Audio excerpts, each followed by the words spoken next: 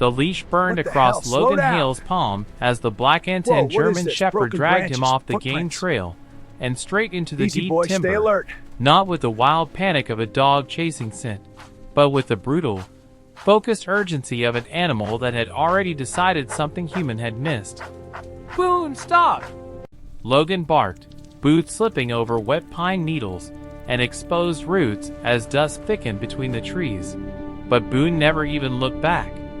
The shepherd just pulled harder, shoulders driving, claws tearing the earth, ears pinned forward like blades aimed at something hidden ahead.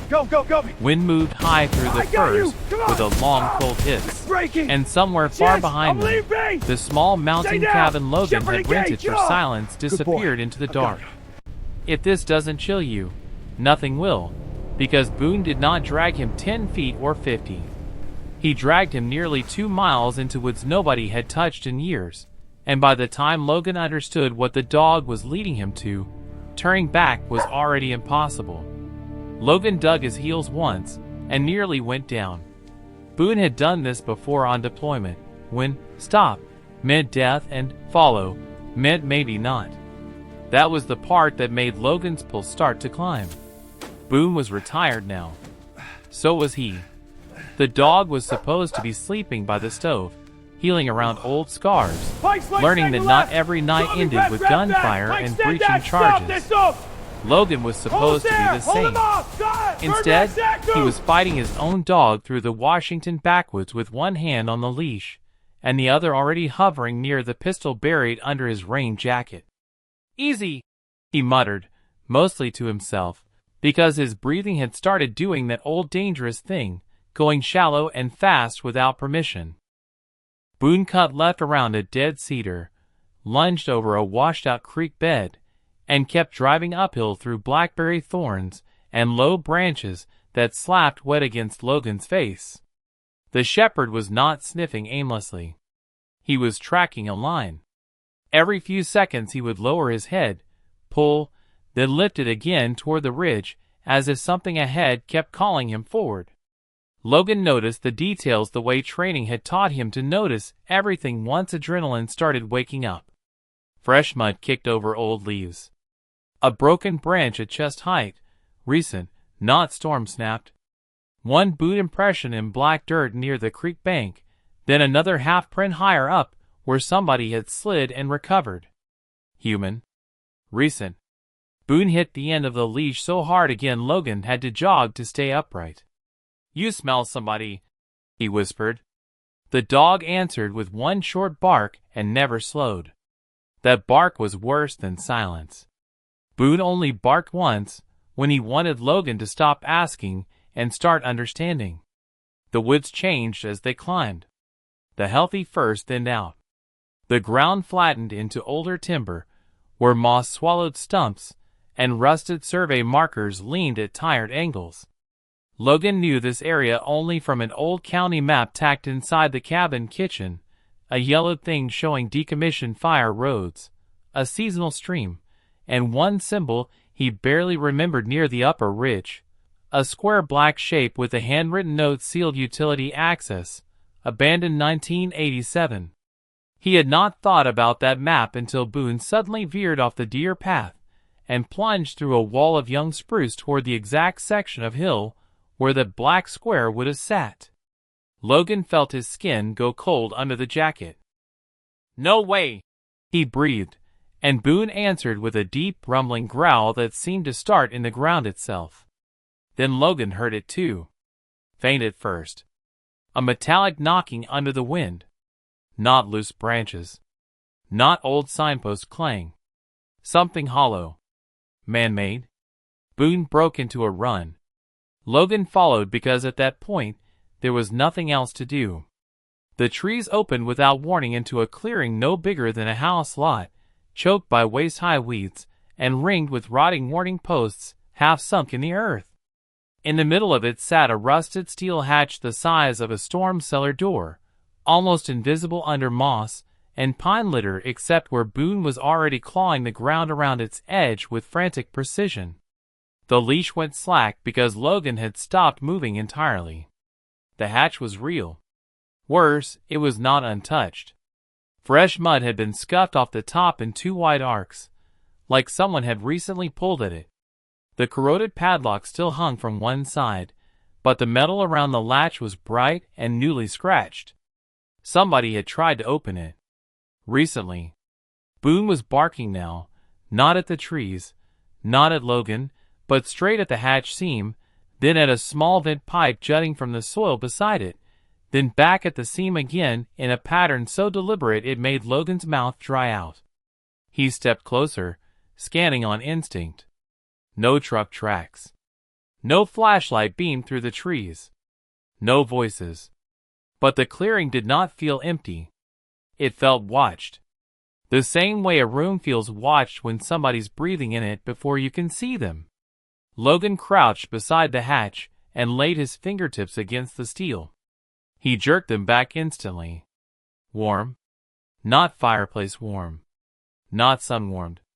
The steel was holding heat from below. Boone gave one sharp bark and shoved his nose against Logan's wrist as if to say yes, finally, there. Logan leaned closer to the vent pipe. Air moved through it in faint, uneven breaths carrying a smell that should not have existed in a dead utility hatch in the middle of nowhere. Diesel, damp concrete, and underneath both, the stale metallic trace of old medical antiseptic. His heartbeat thudded once, hard enough to hurt. Underground generator. Enclosed space. Human use. Recent. Boone lowered himself suddenly, chest almost touching the ground, ears high, eyes fixed not on the hatch now, but on the tree line behind it. Logan followed the stare and saw the movement a fraction too late. A strip of black cloth caught on a low branch 20 yards out, fluttering once in the wind. Not natural. Torn fabric. Fresh. He rose halfway, pistol out now, and swept the muzzle across the timber. Nothing. No follow-up movement. No runner breaking cover. But Boone did not relax. The shepherd made a sound Logan had not heard in months, a quiet broken whine threaded through a growl, the sound he used when danger and memory arrived in the same shape. Logan looked back down at the hatch. Up close, under the peeled moss, there were faded stenciled letters along the steel rim. Most were gone. Time had eaten them. But not all. He wiped mud away with his sleeve, and the last 3 characters came into view. Age 12. Logan went completely still. That was not a utility code he knew from county records. That was the same designation family his old unit used for temporary hard site access points overseas. H site. Hatch point. Hidden entry. Improvised storage below active ground. There was no reason that code should exist on an abandoned mountain service hatch in Washington. No good reason, anyway. Boone snapped toward the vent pipe and barked again, much harder this time. Logan moved to it, dropped to one knee, and angled his flashlight down through the narrow rust-lined tube. At first, he saw only darkness and the glint of condensation farther below. Then the beam caught something pale lying just under the vent opening grate on the inside. Paper. No, not paper. Cloth. Folded cloth wedged intentionally where air would keep it from sinking deeper. Logan pulled the multi-tool from his pocket, worked the tip through the grate, and teased the thing upward inch by inch until Boone's growl deepened and Logan's pulse started hitting too fast. He finally hooked it and dragged it through the rusted opening. It came free, wet and filthy, but unmistakable even in failing light. A torn unit patch. American flag on one side. Skull insignia half burned away on the other.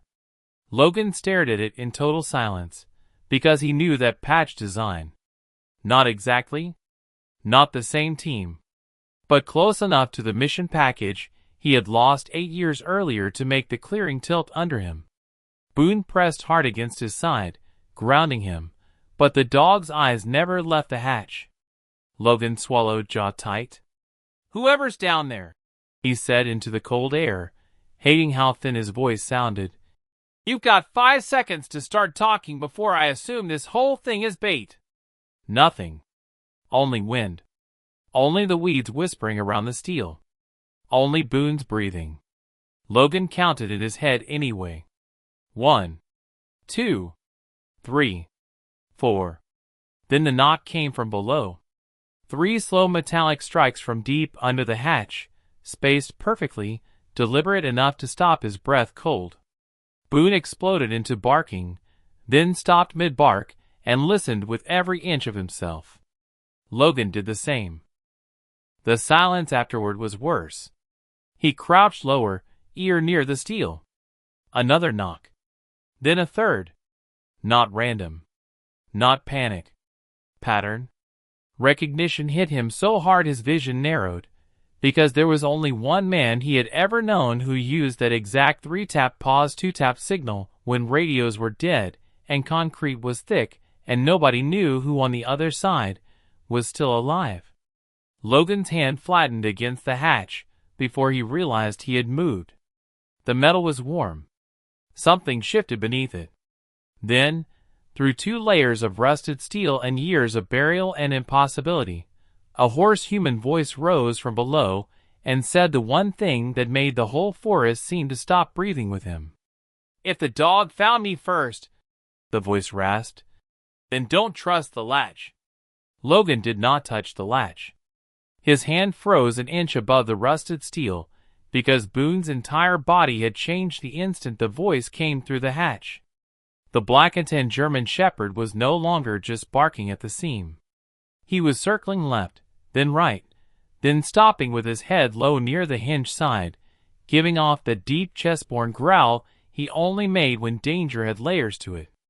Logan stepped back from the hatch at once, pistol up, flashlight beam cutting across the moss, the vent pipe, the fresh scrape marks, the torn black cloth on the branch line, and finally the latch itself. At first glance it looked simple. Old padlock housing split, ring pull worn, surface rust chewed by years of rain. But Boone had said no, and this time Logan listened before his own hands could get stupid. "Talk," he called, voice low and hard. "Who are you?" There was a pause below, not the pause of confusion, but the pause of somebody measuring what truth cost under pressure. Then the voice came back through the steel, ragged and close enough now to prove the speaker had dragged himself right under the hatch. "Open the left vent cap first," the man rasped. "If the pressure wire is still armed, you'll hear it click." Logan's eyes snapped to the ground left of the hatch, where half-buried under pine needles sat a round utility vent cap the size of a dinner plate. Boone barked sharply at it the instant Logan saw it, then swung back to the latch and barked again, confirming the connection like a partner clearing sectors. Logan moved to the vent cap, crouched, and swept the light across the rim. Fresh scratches there too. Somebody had pried at it recently, then stopped. He pulled the multi-tool again, slid the flat edge into the groove, and levered the cap upward 1 careful inch. Nothing. He held his breath. Then, from somewhere inside the hatch mechanism, a tiny metallic sound answered back. Not loud. Not dramatic.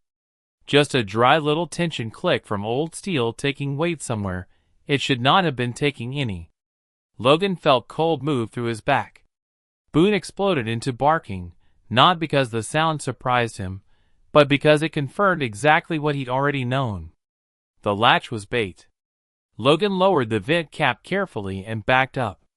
"Pressure release," the man below said. "Open the main latch without venting it, and the side hinges throw." Logan's jaw tightened. "Throw what?" "Depends how much Pike wanted you dead tonight." The name hit hard enough to stop even the wind in his head for a second. Pike. Logan's former team commander. The man whose dead calm briefings had once made impossible plans sound survivable. The man he had not spoken to in years, not after the coastal mission went bad and bodies never came back clean. Logan's flashlight beam wavered once before he steadied it. "You're either suicidal or very sure of yourself if you're using that name." A broken laugh came from below. "Neither. I'm bleeding through an old blanket, and trying not to black out in a buried access shaft, while the same men who lost me once are trying to erase me properly. That leaves honest. Boone stopped barking and went dead still, ears high, facing the trees beyond the clearing. Logan followed the stare instantly and caught the movement this time. Not a full body, just a brief shift of darkness between trunks on the north side, 25 yards back, then gone again. Watcher. Maybe only one. Maybe not. Logan moved off the open center of the clearing, dragging the hatch angle with him, so he could see both the tree line and the steel. How many? He asked the hatch. I saw at least 2 before dusk, the man below said. One stayed west. One circled east. If they know the dog brought you, they'll wait for you to commit to the door before they close in. Boone gave a low rolling growl toward the north side again. Logan believed the voice because the dog believed the danger, but belief and trust were not the same thing. Name, Logan said. This time the silence below was heavier. Then the answer came, quieter than before, but it landed like a crowbar under memory. Dylan Cross. Logan stared at the hatch, like the steel itself had spoken a dead man's name. Dylan Cross had been point on the coast mission 8 years earlier. Dylan Cross had vanished in the blast chain after the lower structure went hot. Dylan Cross had a folded flag somewhere in Virginia, and a memorial plaque Logan had once stood in front of without being able to breathe right. Logan's throat tightened so fast it hurt. No, that was my reaction too, the voice coughed back. Difference is I had a little more time to sit with it underground. Logan took one slow step closer despite himself. Boone instantly shoved into his thigh, forcing him sideways offline from the latch. Stay here. Stay now. Logan obeyed and hated how much that obedience already felt like penance. Prove it, he said. Under the hatch, something shifted. Fabric dragged across concrete. Then Dylan's voice came again, weaker, but carrying details no stranger should have owned. You broke your right hand on the training bay wall after Coronado because you thought pain would help you stop shaking. Pike told medical you slipped in the shower. You hated powdered eggs, called the old radio tech in Djibouti Captain Static, and the dog chewed through your first dive glove because you left blood in the seam after the canal breach. Logan's vision narrowed. Boone made a small sound, almost a whine, and pressed harder against his leg, not to calm him now, but because the old ghost scent under the steel had become real enough for the dog too. Logan swallowed against the sudden metallic taste in his mouth. You died. Not fast enough for them, Dylan whispered. Listen to me. The latch isn't the only trap. Check the right hinge block. There should be a second wire feeding out toward the pines. If they still have line of sight, they'll let you clear the throw and then hit the charge when you kneel. Rehook. New danger. Logan moved right, beam cutting across the hinge block. It took him 3 seconds to see it, and half a heartbeat more to hate the men who had built it.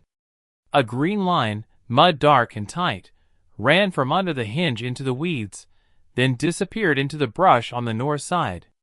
Manual detonation line. Remote enough to watch. Close enough to kill. Boone barked once hard, then snapped toward the west tree line. Another watcher. Or the same one shifting. Logan exhaled slowly, mind working through angles now, the way it used to on night entries. Open clearing. 2 possible shooters. 1 buried live man. 1 hatch rigged to throw at the latch and detonate on Neil. 1 dog reading the whole place faster than human eyes could. He slid the pistol back into retention against his forearm and crouched by the vent cap again. If I open the vent, what happens? Depends if the release cylinder's still intact, Dylan said. Best case, pressure bleeds and the spring throw dies. Worst case, they hear it and start shooting sooner. Logan almost laughed at the ugliness of that choice. Boone made it for him. The dog swung from the vent cap to the north tree line and barked in 3 short hard bursts, then stopped. Not panic. Count. Logan's head came up. 3 returns followed from the woods, not barks, but movements. 1 branch flex west. 1 quick step north. 1 scrape east. 3 men. Closing shape. Logan's whole body settled into that terrible old calm he hated, because it meant there was no room left for doubt. "Dylan," he said, voice dropping into command without his permission. "How deep are you?" 12 feet to the ladder. 20 to the lower room. "Are you mobile?" "Depends whether crawling counts as dignity." "Anyone else alive down there?" A pause. Then, "Not anymore." Emotional pull hit there, fast and cold, but Boone cut through it with a violent bark toward the west side. Logan acted. He ripped the utility cord off his shoulder, looped it around the vent cap grip, and jerked hard from the far side of the hatch while staying off the kneel zone. The cap tore free with a metallic clang and rolled into the weeds. For 1 suspended second nothing happened. Then a long hiss breathed up from the pipe, followed by a grinding whine from inside the hatch frame as old compressed tension bled out somewhere in the lock housing. Boone stopped barking and listened. Logan did too. There, a second dry clack under the latch, then a dead loose rattle where spring force had just gone empty. Good. Maybe. Or maybe it only sounded good because fear liked clean noises. Logan grabbed a rotten survey stake, hooked it through the latch ring from the side, and yanked. The steel ring lifted. The latch opened. The side hinges did not throw. Boone still didn't relax. The dog had moved now to stand directly over the right hinge block, muzzle pointed at the wire line, disappearing into the brush. Logan followed the line with his beam, and saw the fatal detail at last. A small black device anchored low under a fern root, red diode dim beneath wet leaves. Not an old field expedient. New. Clean. Someone out there still held a receiver. "They're live on you," Dylan whispered from below, hearing the metal move. Logan lowered to 1 knee, but not in front of the hatch. Off left, behind the thickest part of the steel lid. He angled the flashlight into the black opening. A vertical shaft dropped into concrete darkness, with an old iron ladder running down one wall. 10 feet below the beam caught a shape curl beside the ladder base under a gray blanket. Human. Thin. Bearded. One hand shielding against the light. The other arm strapped bloody to the torso. Boone let out a broken sound at the sight, and lunged toward the opening so hard Logan had to catch the harness with both hands. "No!" he snapped, and the dog froze, trembling. Down below, Dylan Cross lifted his face fully into the beam for the first time, and Logan's stomach turned. Scar tissue along the jaw. Hollow cheeks. One eye ringed black. But the bones of the face were right. The old teammate was there, alive, wrecked, and staring back up from a hatch Boone had dragged him 2 miles to find. Logan's chest tightened so violently he almost missed the flicker in the trees. Almost. But Boone didn't. The shepherd roared, not at the hatch now, but at the east side brush, and the red diode under the fern snapped from dim to bright just as a voice from the dark outside the clearing called in a cold, familiar tone that made Logan's blood turn to ice. "Step away from the hatch, Hale," the man said. "Or this time I bury all 3 of you at once." Logan knew that voice. Even through the trees, even flattened by distance and cold air and the rough static of wind scraping the pines, he knew it.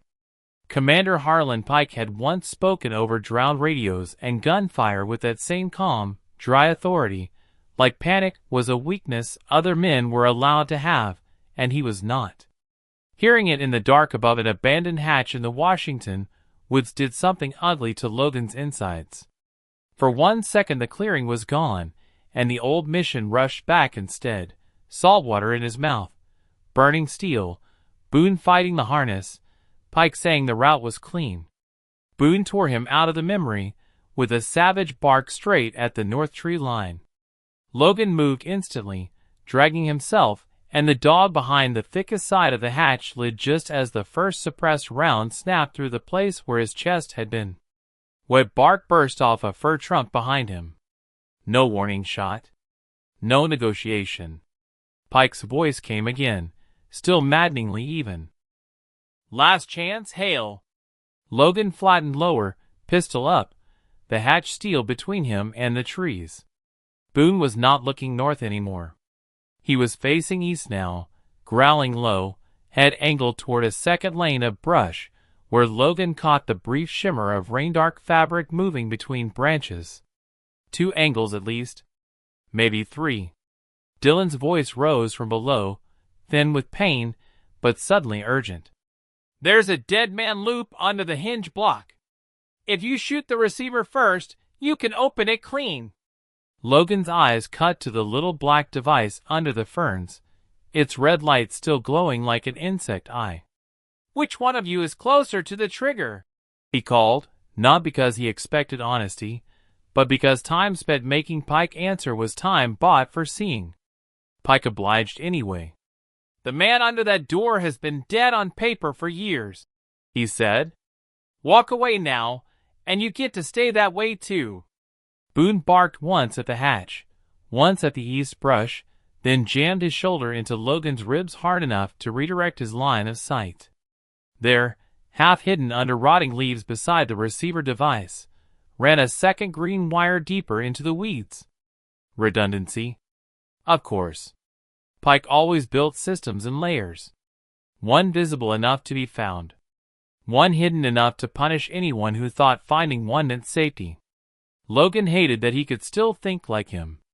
He slid the flashlight out of his pocket, thumbed it on, and threw it hard into the west side brush. The beam cartwheeled through branches, and instantly 2 shots chased it. Good. 2 shooters confirmed. Boone exploded into barking at the same moment and lunged right. Logan rose only enough to fire once at the red diode beneath the fern root. The receiver popped in a spray of sparks and plastic. No blast. Not yet. But the hidden green line still twitched in the brush like something alive. Second line still live, Dylan shouted from below. Hinge side. 3 inches under the lip. Logan dropped flat again as another round smacked the hatch and rang through the steel hard enough to sting his teeth. Boone had not stopped. The shepherd had hit the end of the leash and was now pulling toward the east flank with murderous focus, not wildly, but with that exact military precision Logan trusted more than his own adrenaline. Easy, Logan muttered, but he was already moving with him, belly low through the wet weeds to the hinge side of the hatch. He jammed the pistol under his forearm, pulled the knife, and scraped mud away from the steel lip until he found it. A second pressure line, tighter and cleaner than the first, running from the hinge pin to a thumb-sized trigger box buried in the dirt. Handmade, but not amateur. Boone let out a deep rolling growl, and suddenly snapped his head up toward the pines. Logan followed the movement just in time to see a figure break cover and run 3 steps for a better angle. He fired on instinct. The man vanished back behind a cedar, and the return shot went wide, but that was enough. Enough to know the ring was tightening. Pike's voice came one last time, closer now, as if he had shifted downhill while speaking. You always did choose the dog over the map when things got noisy. Logan cut the pressure line with one hard stroke. Nothing happened. Then from under the hatch came a long mechanical exhale, like some old spring-loaded violence had just lost its last excuse to fire. Dylan coughed below. Now the latch. Logan did not trust the latch, Dylan, the trees, or his own pulse, but Boone shoved into him again and then planted himself not beside the latch, but over the west side of the clearing, body squared to the pines, telling Logan exactly where the next shot would come from. Logan hooked the rotten survey stake through the ring pull again, braced his boots, and yanked hard from cover. The latch popped free. The hatch lifted 1 inch, then 2, then stuck on old rust. Another suppressed round tore across the clearing and hit the steel so close Boone flinched. Logan's whole body went cold at that. Nobody shot near the dog. Nobody. He ripped the pry bar from the bag, jammed it under the lid seam, and drove down with all the anger he had been carrying since the coast. The hatch lurched open, with a screaming groan of rust and old hinges. Warm diesel-tainted air rushed out harder now, carrying concrete damp, stale blood, and the unmistakable smell of somebody surviving too long underground. Logan swung the flashlight beam into the shaft. Dylan Cross was real. No ghost. No trick of bad light and grief. He was crouched at the ladder base under a gray wool blanket, one arm bound across his ribs with electrical tape and gauze gone dark with blood, beard overgrown, face cut by old scars and new bruises, but his eyes were the same hard gray Logan remembered from shoreline insertions before dawn. Boone made a sound like he had been holding it for years. Not a bark. Not a whine. Something broken and relieved and furious at once. Dylan looked up into the light, then at the dog, and for the first time the wreck of his face cracked. "Easy, Boone!" he rasped. "Still me." Logan's throat tightened so fast he could barely get breath through it. "How?"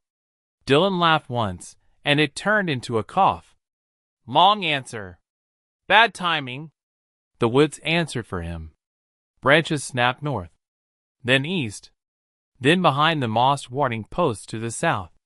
Logan's skin went cold. 3 sides now. Boone barked sharply, turning like a compass needle gone violent. Pike's men were no longer sniping from distance. They were closing to finish it. Logan dropped to one knee by the hatch and reached down. "Can you climb?" Dylan pushed himself toward the ladder and almost blacked out halfway up the first rung. "Not fast." Logan already knew that from the way the man's left leg dragged. Boone barked again, once at Dylan, once at the south brush, then lunged so hard toward the tree line that Logan had to wrap the leash around his forearm twice to hold him. Something moved there. A face? A rifle barrel?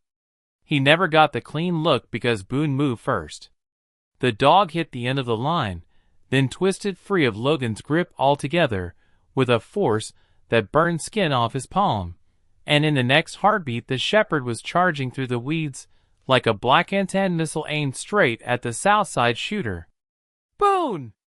Logan roared, but there was no calling him back now. The dog vanished into the brush, and the clearing erupted. One suppressed crack. Then another. Then a man shouting in pain. Logan didn't think.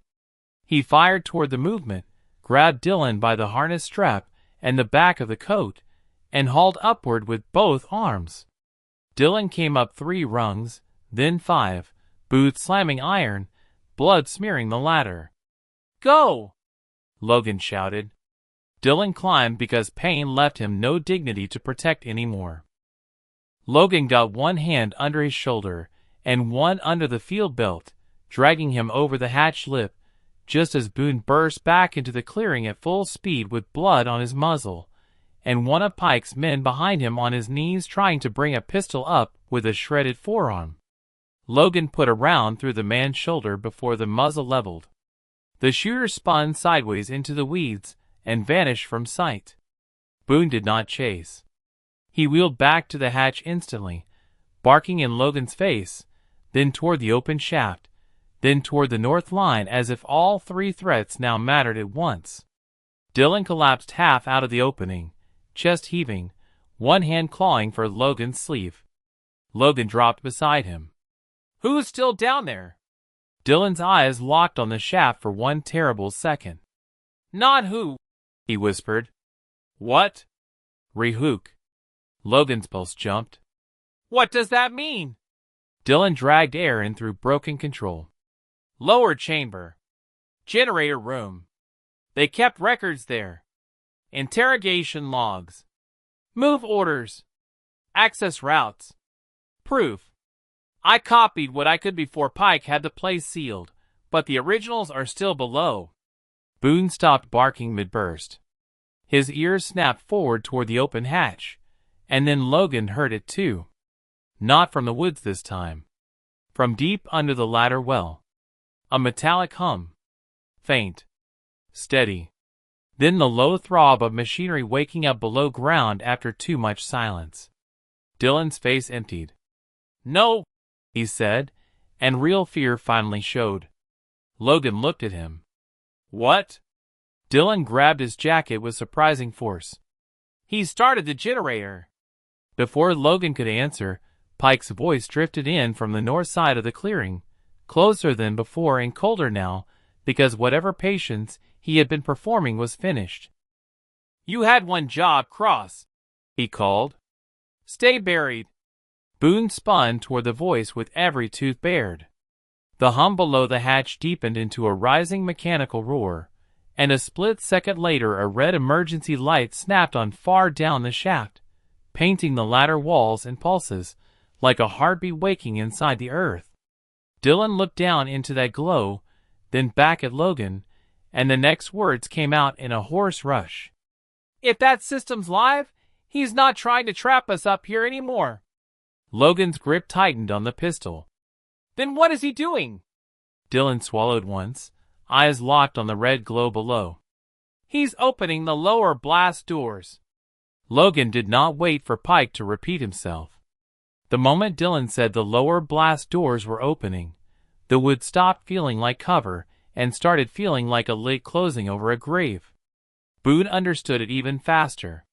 The black-antenned German shepherd snapped from the north tree line back to the open hatch, barked once into the shaft, then shoved his shoulder into Logan's leg with furious insistence.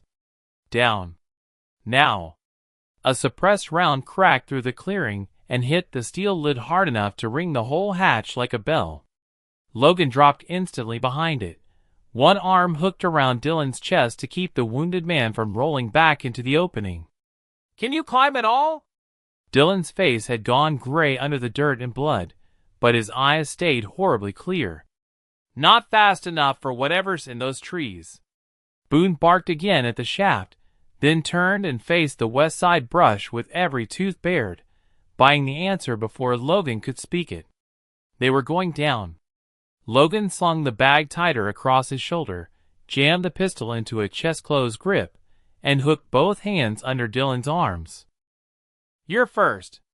Dylan made a raw sound that might once have been a laugh. "Still giving orders like they work. Move." Logan eased him over the hatch lip feet first, until Dylan's boots found the ladder rungs.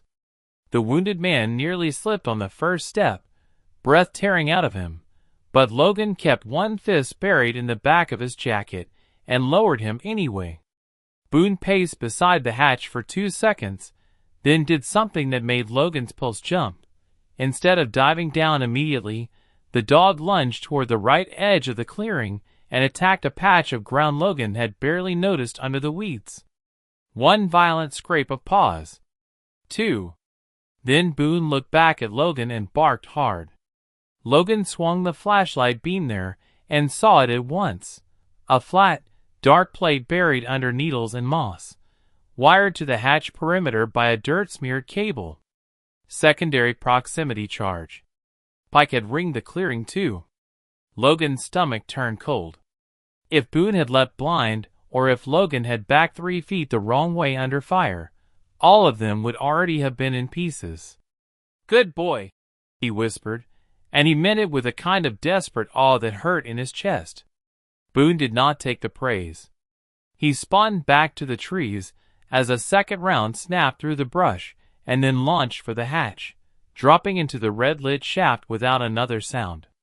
Logan went after them fast, dragging the lid down with one arm as he descended. He never closed it fully. Didn't trust anything fully tonight. The shaft swallowed the forest in 10 feet. Cold, wet concrete walls. Iron ladders slick with rust. A red emergency lamp pulsing below like a heartbeat in a dying machine. The smell deepened as he dropped. Diesel, metal, damp insulation, old bleach, and the faint sour trace of somebody being kept alive where no one would find them. Dylan made the bottom first and staggered off the ladder into a crouch, one hand braced on the wall, the other pressed against his taped ribs. Boone was already in the lower room, not waiting, not panicking, but circling once beneath the red light with the same rigid, listening posture he used at doors before bad rooms opened. Logan dropped the last 6 feet, landed badly on his left boot, and came up with the pistol ready. The place beneath the hatch was bigger than he expected and uglier than he wanted it to be. Not a simple utility shaft. Not some abandoned county service vault. H12 opened into a concrete operations room built like a buried nerve center. Generator cage to the left, coughing itself awake under a trembling bank of gauges. 2 steel blast doors at the far end, one already halfway rolled open with hydraulic pistons groaning, the other shuddering as warning lights blinked above it. Racks of old supply crates ran along the walls, many stenciled over, some bearing peeled military transport markings beneath fresh paint. One corner held a folding cot, medical stand, hanging 4 hooks, and a drain in the floor. The place had not been abandoned. It had merely been hidden. Logan felt Boone press against his leg and knew without looking that the dog had sensed the same thing he had. This bunker had been active recently, maybe very recently, and whatever Pike wanted from it was moving now. Another shot rang from above, muted by concrete. Then the hatch lid slammed almost closed, and something heavy scraped over it from outside. Logan's head snapped up. "They're sealing it!" Dylan coughed once and pushed himself off the wall. "Not to keep us out." He looked toward the blast doors with real fear. "To keep us in long enough." Rehook. Logan followed Boone's line of sight, and saw that the dog was not staring at the opening door, or the crates, or the medical cot.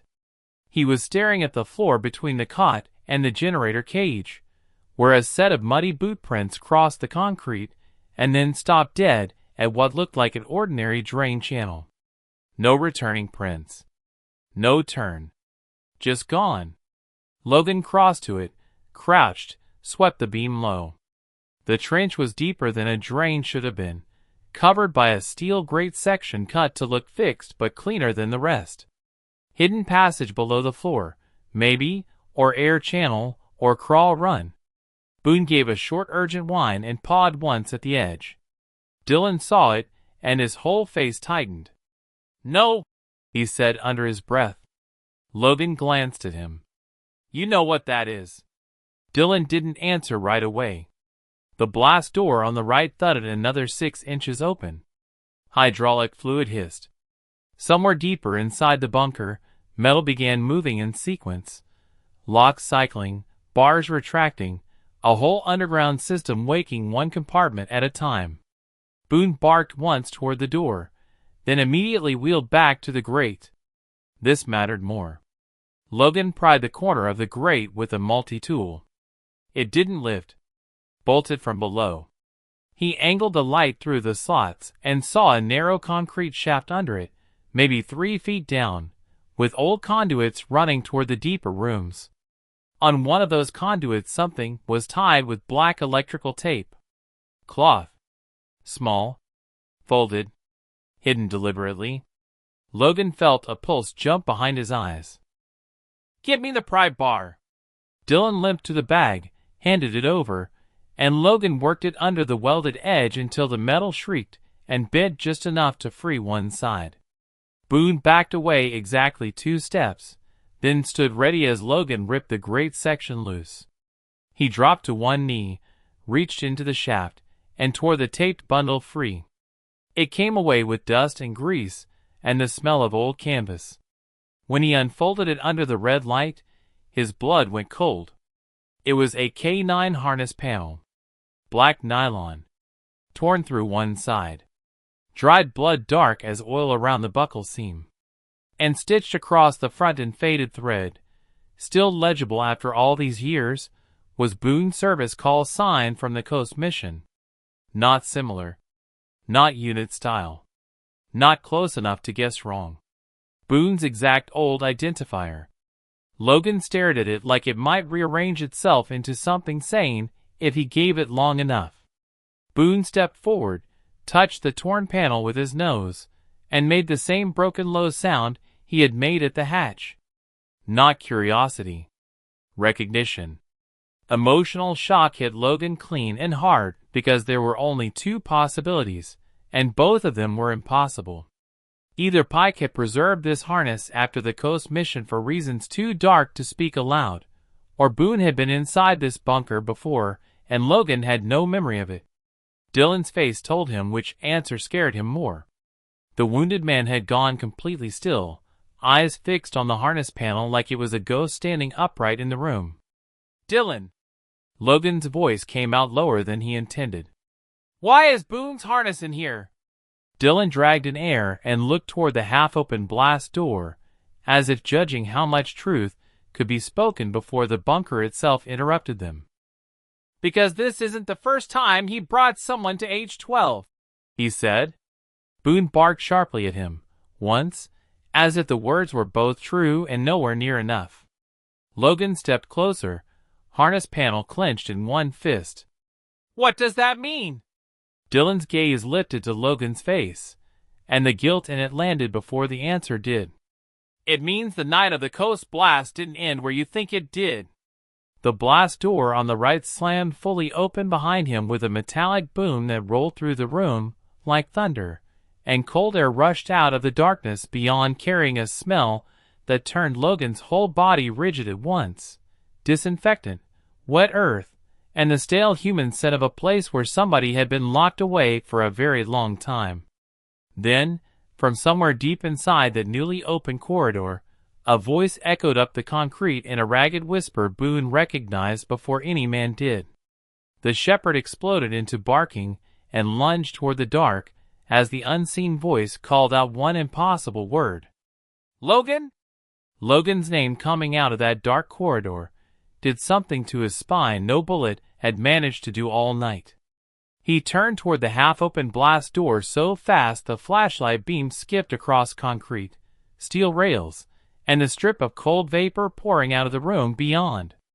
Boone had already launched 3 strides in that direction, then stopped dead so suddenly his claws screeched over the bunker floor. That stop was worse than a bark. The shepherd stood rigid at the threshold, chest low, ears up, eyes fixed not on the source of the voice, but on the floor 2 feet inside the doorway. Logan followed the stare, and saw the difference a beat later. The concrete looked seamless at first, but one rectangular section just inside the room had a newer edge, a cleaner cut, and a single hair-thin gap running along its right side. Pressure plate. Or drop panel. Or something engineered by a man who liked other men to rush emotional moments and die for it. "Don't step center," the voice rasped again from the dark. "Pipe run on the left wall only." Logan's heart hit hard enough to blur the red emergency light for 1 second. That voice was older, wrecked, thinner than memory, but it still carried the same dry edge that used to come over comms just before something ugly got funny. Boone let out a low, broken sound and pressed one paw toward the left side pipe brackets, as if confirming the instruction. Logan took the wall route instantly, one boot on the first rusted support, one hand on the cold pipe, pistol leading, flashlight tucked against his forearm. Dylan came behind slower, limping hard, face gray under the red light, one hand locked against his ribs.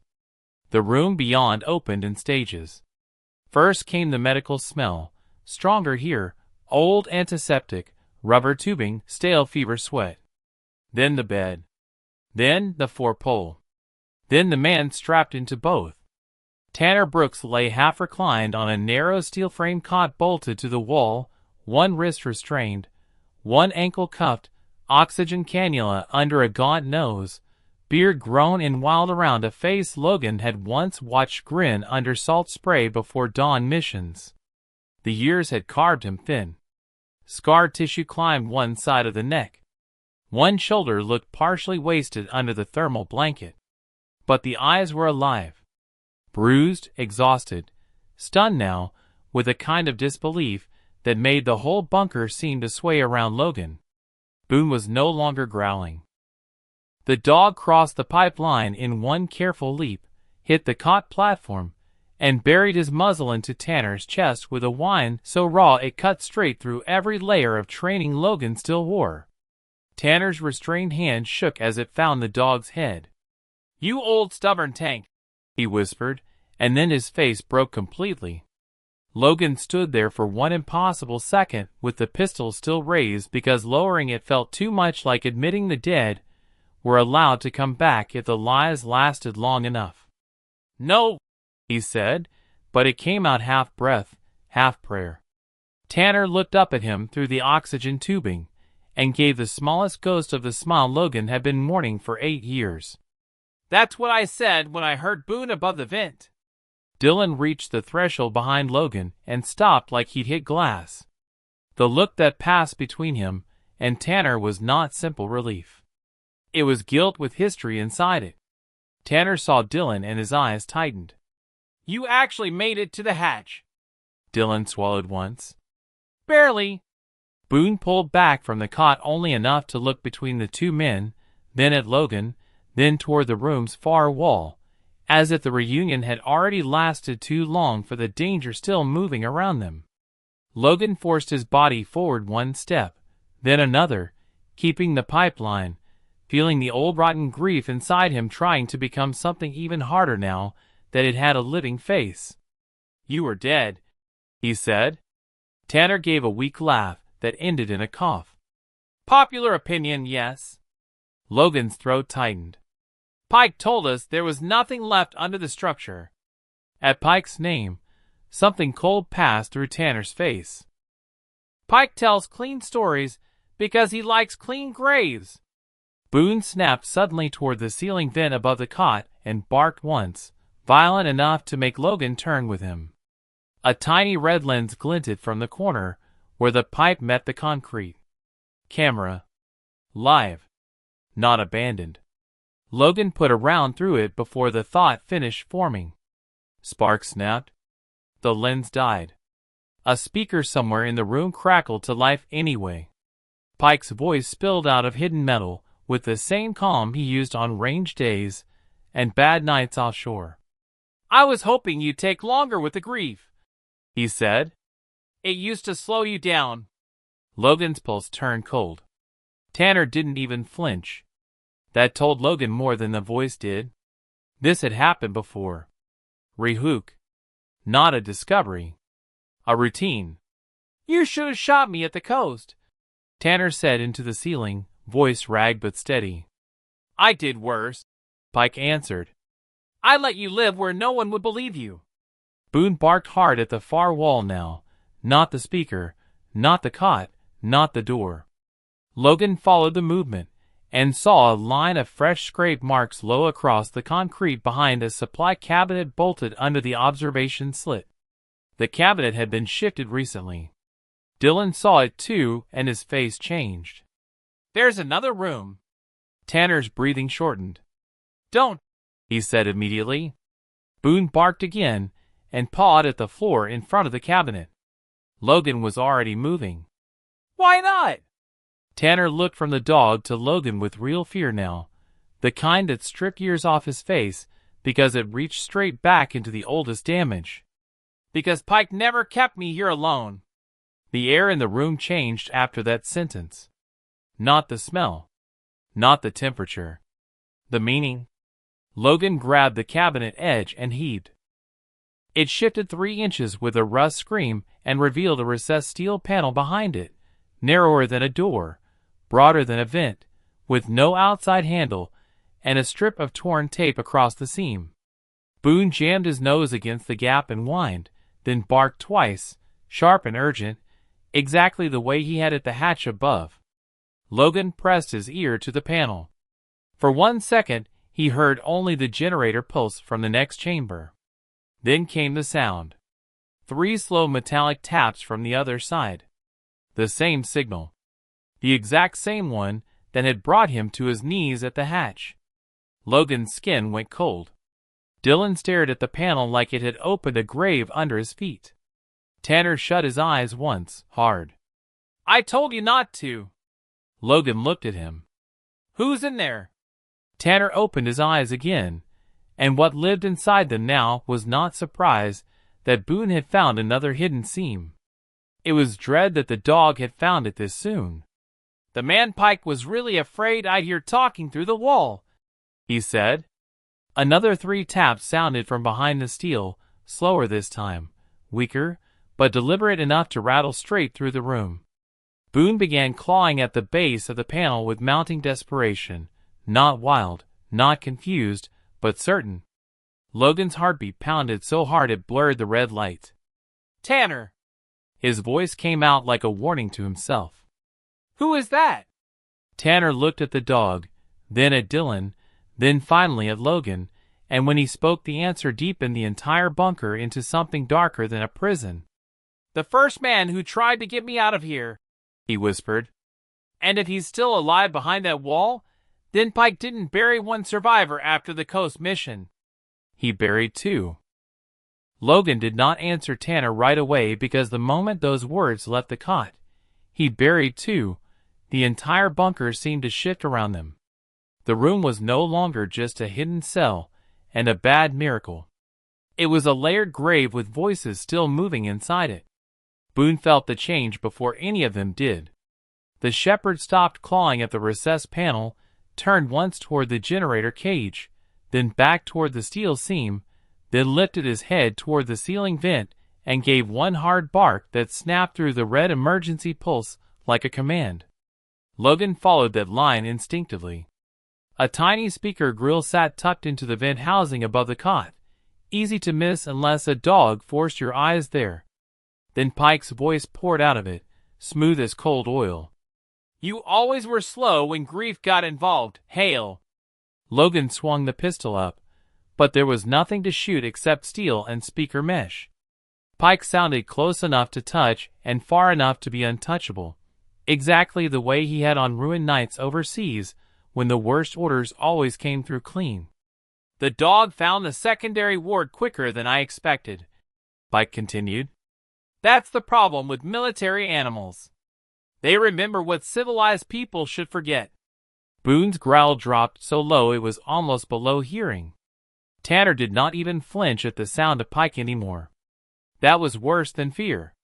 It meant he had been living with that voice for a long time. Logan stepped beside the cot, keeping one eye on the panel and one on the door.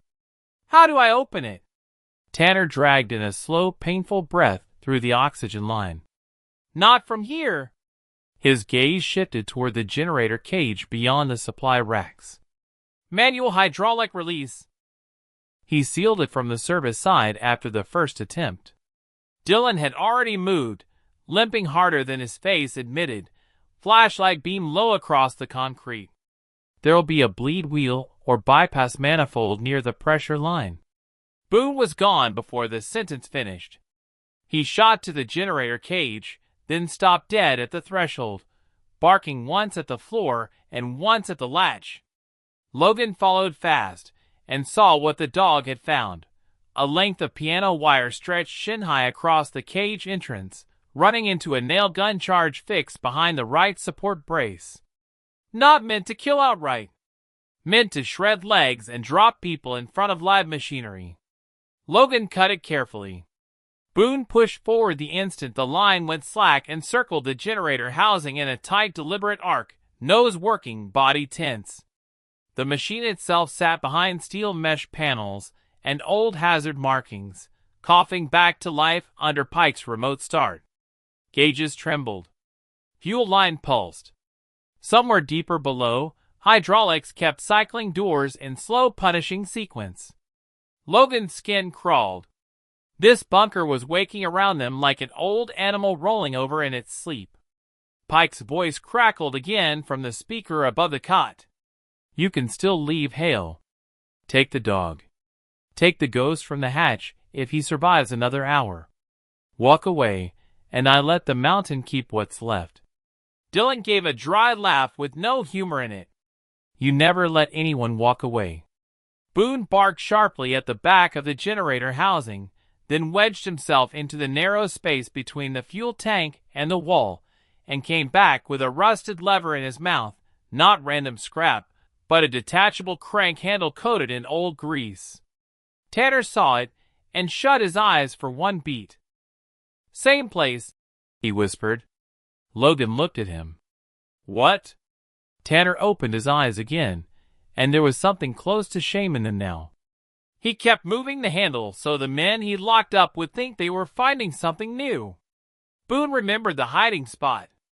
Emotional shock hit there in a smaller, nastier way than revelation usually did. The dog had been here before. Not once. Enough times to remember where Pike liked to hide the manual release handle. Logan took the lever from Boone and jammed it into the square spindle beside the hydraulic block. It seated with a metallic clunk. Dylan leaned over the schematic plate bolted nearby, blood still seeping through his side wrap. "Listen to me," he said, voice tighter now. "This system split. One line feeds the panel. The other feeds Tanner's oxygen and cardiac monitor. Pike wired it that way so nobody could open Ward B without risking Ward A." Logan's head snapped toward him. "You're saying opening that wall can kill him?" Dylan didn't soften it. "If the bypass isn't balanced, yes." Boone barked once from the corner, then turned toward Tanner's cot and back toward the panel as if the dog understood the shape of the choice more cleanly than the men did. Logan gripped the crank harder. "There has to be a way to run both." Tanner let out a thin breath. "There was. Pike removed it after." He stopped himself too late. Logan stared. "After what?" Tanner's eyes slid to the hidden panel. "After he realized the person behind that wall could still hear me through the pipes." Rehook. Mystery deepened. Boone whined low at that, then spun toward the panel again with renewed urgency, as if hearing the same faint exchange that had once kept captives alive. Logan turned the crank 1/4 rotation. The hydraulic lines thudded. Pressure moved somewhere in the wall. At the same moment Tanner's monitor skipped once. One ugly stutter in the rhythm. Logan stopped instantly. "Dylan." Dylan was already checking the needles. "He's right on the edge. We do this wrong, his support crashes." Pike answered before Logan could. "Now you understand the architecture." His voice came softer now, intimate in the worst way. "I never trusted one prisoner to keep another honest. So I made them keep each other alive." Logan wanted to put a round through every speaker in the bunker. Instead, he forced himself to breathe and looked at Boone. The dog was no longer pacing. He had lowered himself beside the hydraulic block and was staring at a second, much smaller valve wheel hidden behind the coolant line where Logan could barely see it. Boone tapped it once with his paw. Logan narrowed his eyes. Smaller line. Auxiliary. He shoved the flashlight under the piping and found a faded stencil beneath the grime. Backup med loop. Pike hadn't removed the support split entirely. He had hidden the balancing wheel where frightened men wouldn't think to look. "You brilliant bastard," Logan whispered, not to Pike, but to the dog. Boone answered with a single impatient bark. Logan took the lever out, jammed it onto the smaller wheel first, and turned until the line groaned open. Tanner's monitor steadied slightly.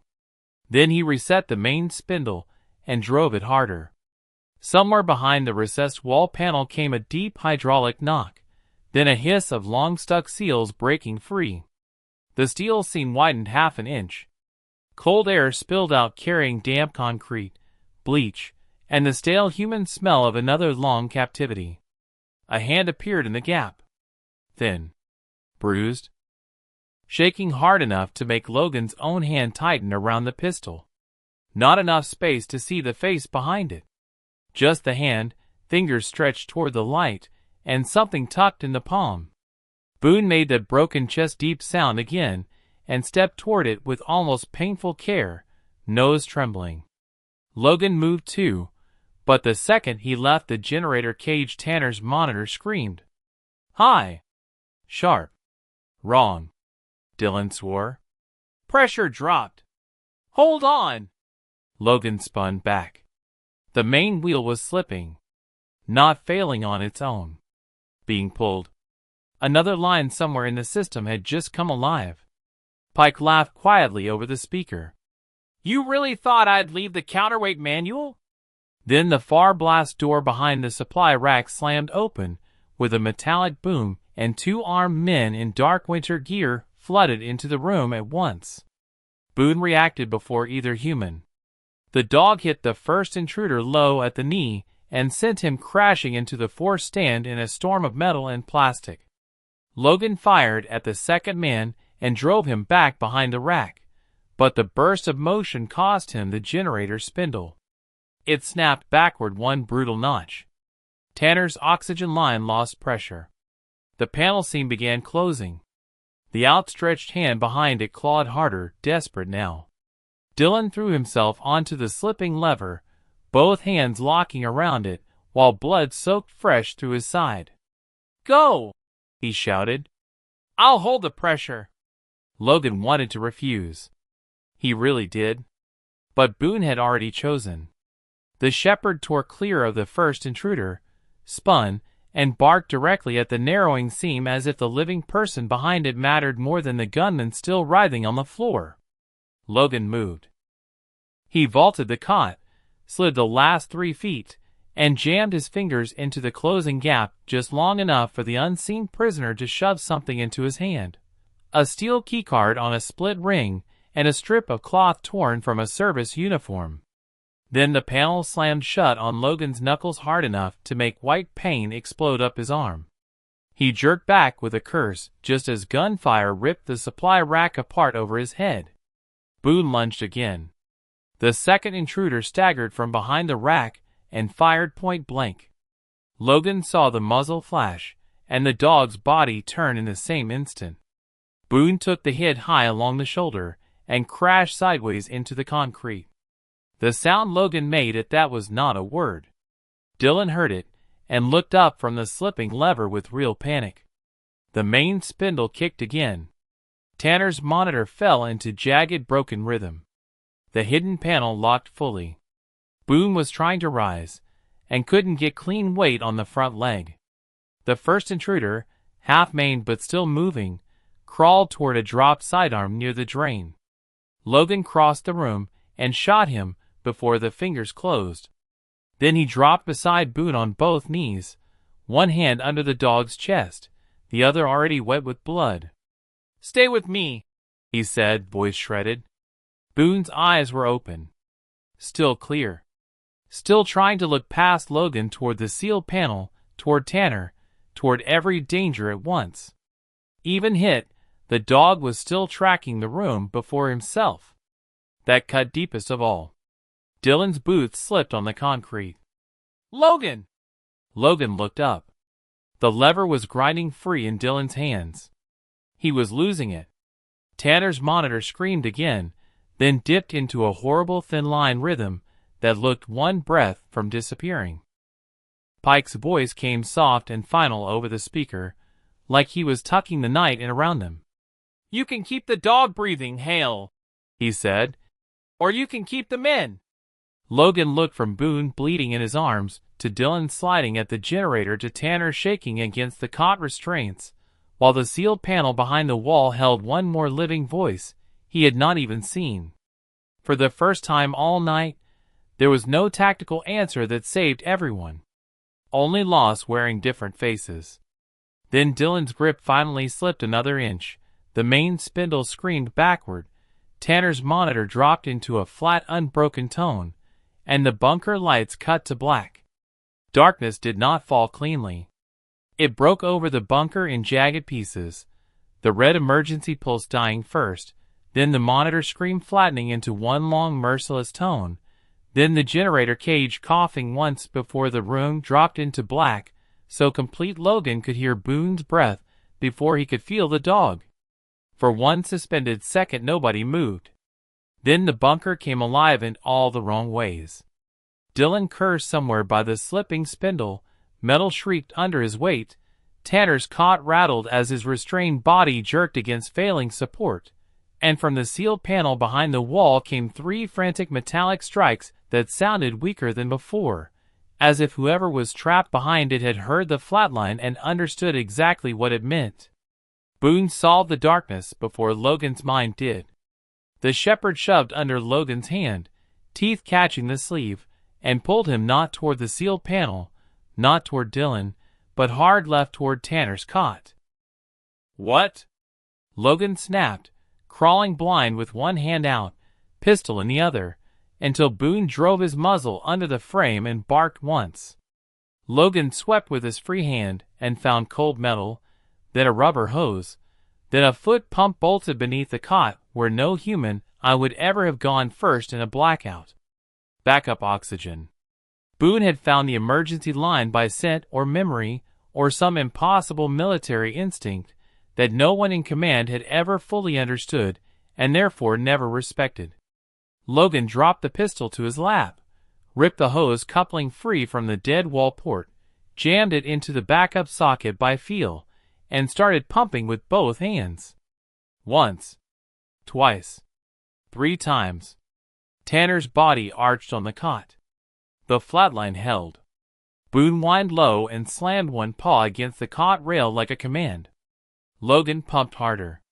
The 4th stroke kicked pressure into the line. The 5th brought a ragged gasp out of Tanner, so sudden Logan nearly swore aloud. Then the monitor beside the mattress gave one desperate stagger of broken beats in the dark. Alive, not stable, but alive. Rehook. One man back from the edge. Not enough. "Keep that going!" Dylan shouted from the generator side, voice fraying with strain. "If I lose the lever, the other panel locks and his support dies with it." Logan wanted to split in half. Boone wanted 3 directions at once. The dog spun from the cot and growled toward the supply racks where one of Pike's men had gone down in the firefight just before the lights died. Logan heard it then too, a slow scrape of boot rubber over concrete, low and deliberate, a wounded man crawling for a gun in the dark. He snatched the pistol up, but Boone was already moving. The shepherd launched into the black with a snarl that tore the room open. A body slammed the floor. A hand fumbled against metal.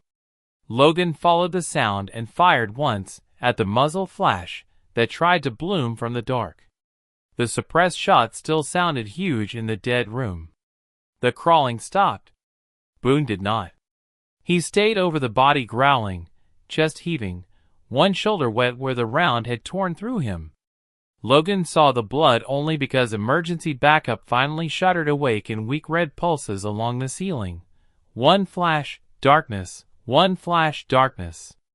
In that broken light Dylan came into view by the hydraulic block, both hands and one braced shoulder locked against the lever while the mechanism kicked and fought him like something trying to break free.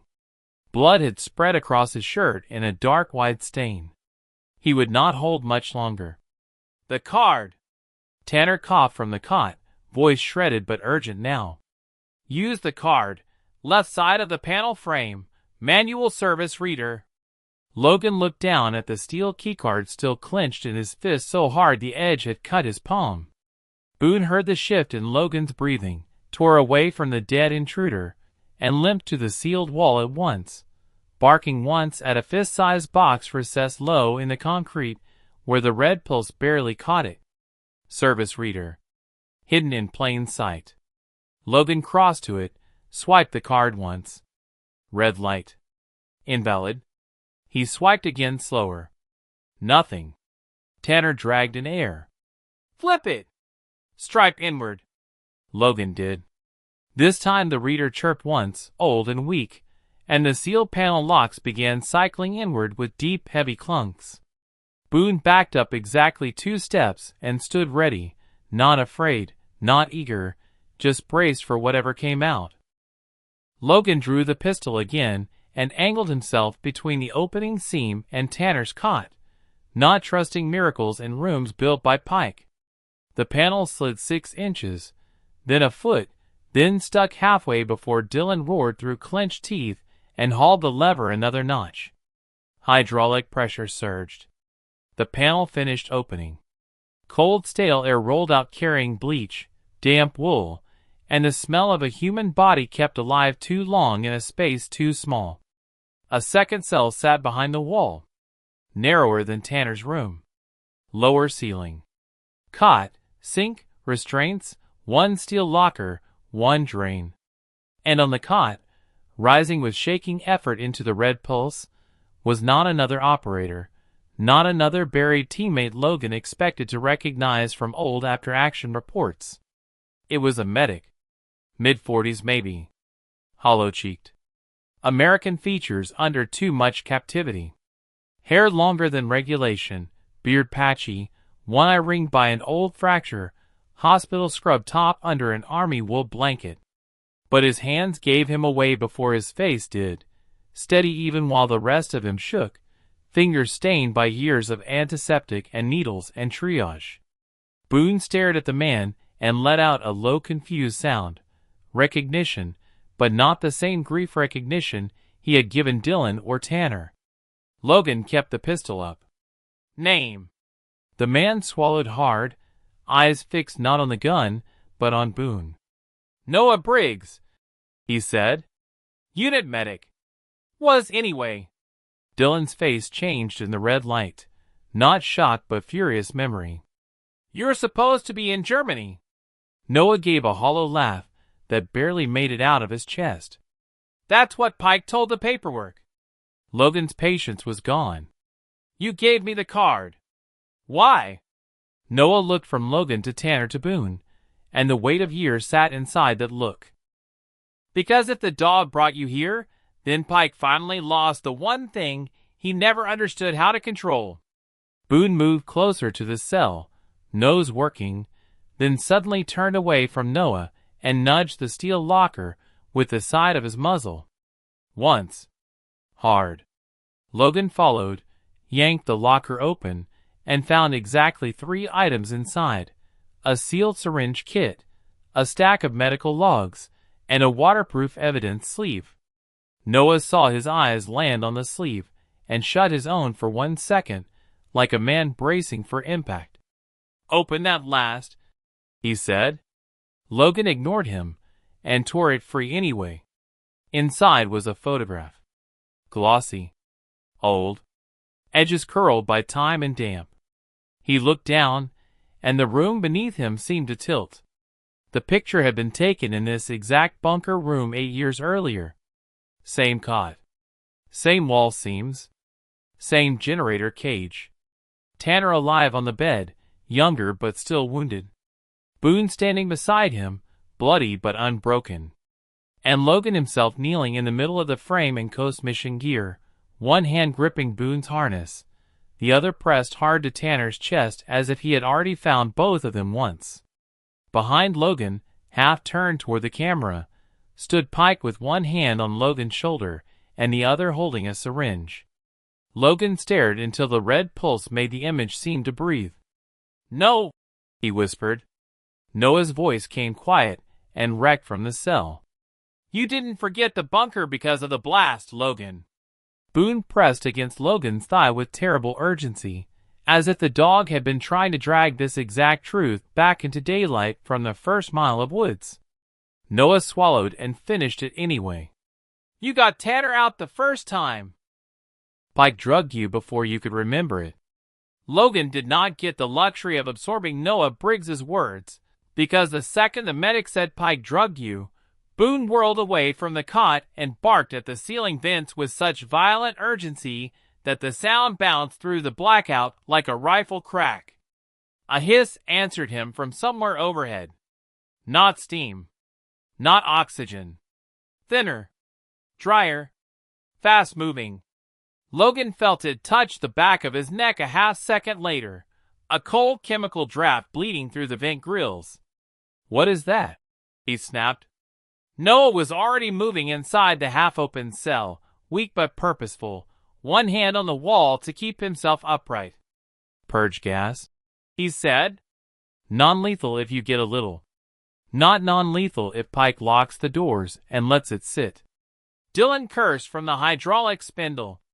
He was still braced against the lever with both hands and one shoulder, blood down his side, face gray under the red emergency pulse.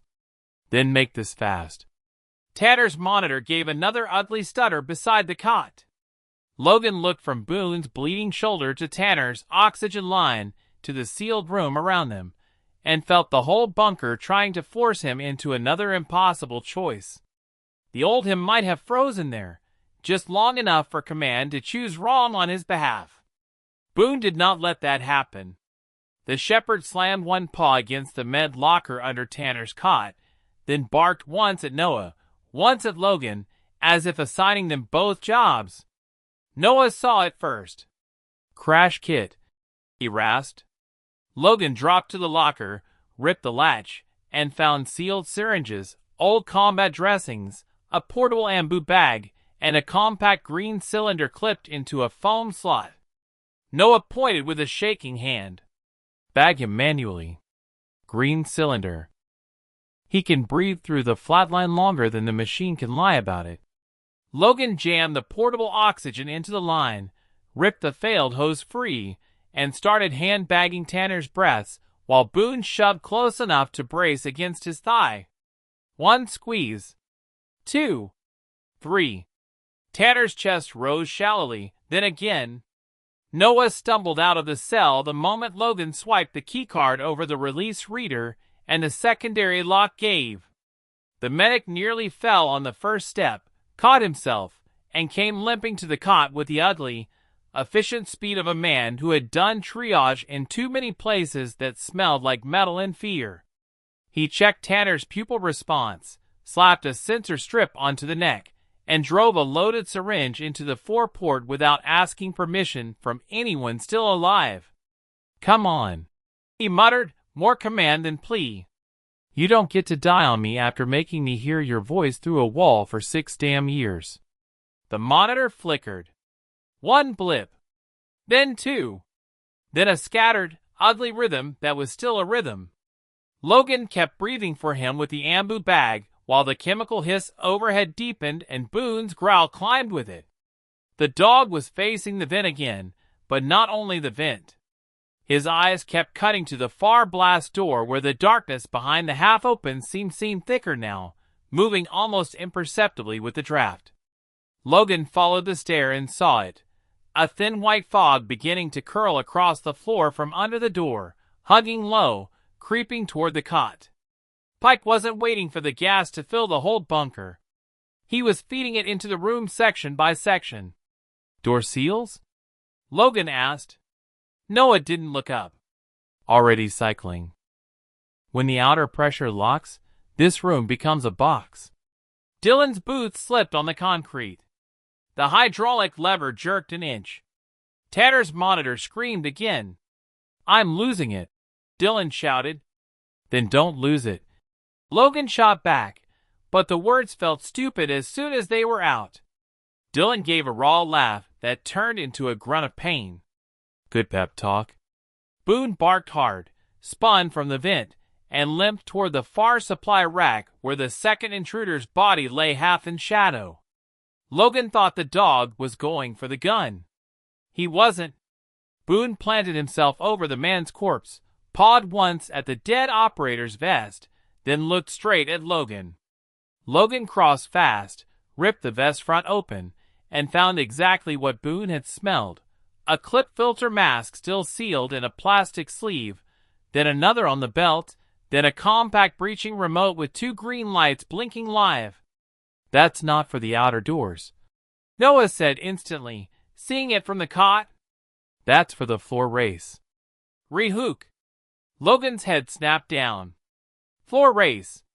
Boone had already left the body, and was now clawing at the concrete trench running under the generator line, the same trench Logan had first mistaken for a drain. Noah limped toward it and dropped beside the dog. "He remembers it," he whispered, and there was something almost reverent in the way he said it. "He took this route before." Logan's hand tightened around the remote. Old memory punched at him again, not clean enough to be trusted, only flashes, red lights, Boone pulling left, a medic shouting hold pressure, Pike's hand on his shoulder, a needle, blackness. He shoved it down and aimed the flashlight into the trench slots. Beneath the grate was not a drain. It was a narrow service race, just wide enough to crawl, with bundled cables on one side and a utility track on the other. Hidden escape line. Boone barked once more and put his paw directly over a section of grate that looked welded in place but carried fresher scratches than the rest. Logan tested the breaching remote against the panel reader beside it. Green blink accepted. Somewhere under the floor, locks clunked. The grate section jumped half an inch upward. Boone stepped back at once, every muscle taut with readiness. Logan wedged the pry bar in and levered the panel open. A gust of colder air rushed up from below, cleaner than the purge gas, carrying wet stone, old wood rot, and the open wood scent of some outer tunnel connection. Hope hit too quickly to trust. Pike was good enough to make escape smell like oxygen. Boone settled that question too. The dog put his nose to the opening, inhaled once, then looked back at Logan and gave the shortest, hardest bark of the night. This way. Dylan heard it and dragged the hydraulic lever into a lock notch with the last of his strength. The mechanism seized. Tanner's monitor stabilized just enough. Dylan sagged against the wall and slid halfway down it. Got maybe 90 seconds before it kicks free again. Noah shot him a sharp look. You're coming with us. Dylan's face twisted. On that side? He jerked his chin toward the crawl race. I'll slow you all down. Boone whirled at that and barked straight in his face, offended by the idea of abandonment itself. Logan almost laughed from pure nerve and grief. Almost. You don't get to make that call, he said, hauling Dylan up under one arm. Tanner, weaker but conscious now, turned his head toward Logan with effort. The oxygen hiss from the portable cylinder made every word cost him. There's more than logs in the lower archive, he whispered. Pike kept recordings, transfer orders, drug inventories. The proof you were here. The proof Boone found me. Noah looked from Tanner to Logan, and the old medic's eyes held a different kind of pain now. And the dose sheet, he said quietly. He signed the amnesia protocol himself.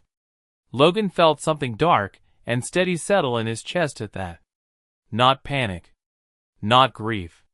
Direction. Pike had stolen memory and built a prison out of it. Fine. Then memory was what would bury him. The white fog rolled thicker under the far door. Boone barked at it, then dropped into the crawl race opening without hesitation. Logan clipped one filter mask over Tanner's face, shoved the second at Noah, got Dylan's arm over his own shoulders, and crouched at the opening. Behind them Pike's voice came through the speaker again, maddeningly calm even now. If you go into the race, Hale, you'll reach the lower archive in under a minute. That's where I'd be waiting.